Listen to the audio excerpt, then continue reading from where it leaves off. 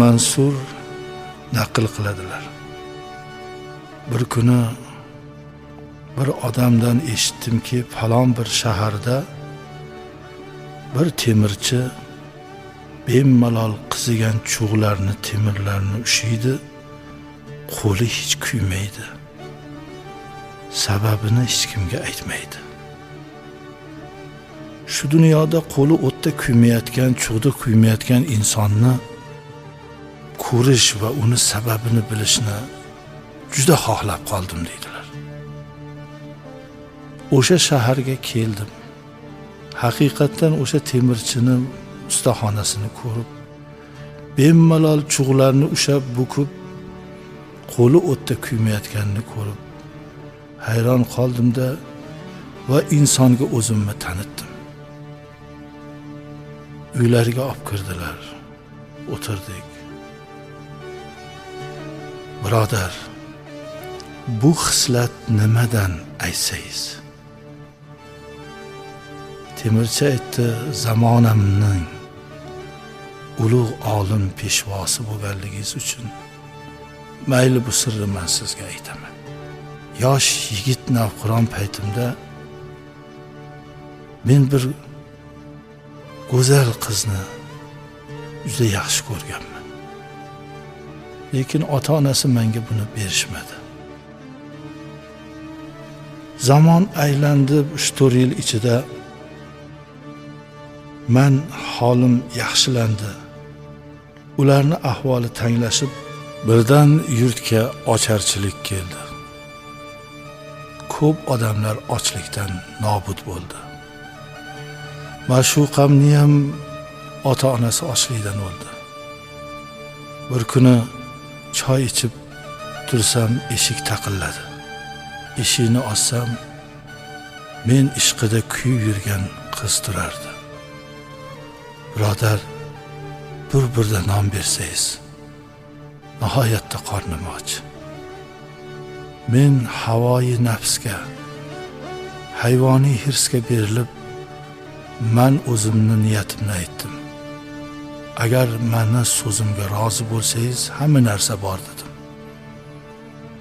Xudodan qo'rqaman deb ketdi qiz. Yana ertasiga juda ham tang holatda keldi. Birodar, qo'shnidek, bir-birda non bering, juda ham ahvolim tang. O'sha talabni men yana aytdim. Shunga rozi bo'lsang, hamma narsa muhayyo. Axir Allohdan uyalaman va qo'rqaman. Nochor yana ketdi. Oxir qiz emaglagan holda zo'rg'a keldi. Men yana o'sha talabimni aytganimda, Allohdan qo'rqsam nima qilayin?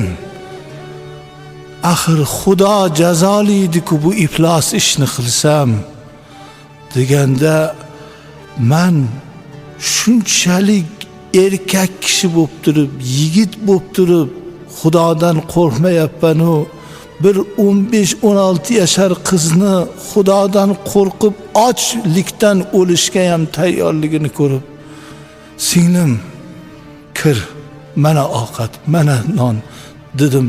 Shunda qiz shunday yig'lab nola qildiki, yo Rabbim, meni gunoh qildirmasdan, gunohga buyurmasdan fi sabilillah menga non ovqat bergan odamni bu dunyoda ham, oxiratda ham o'tda kuydirma.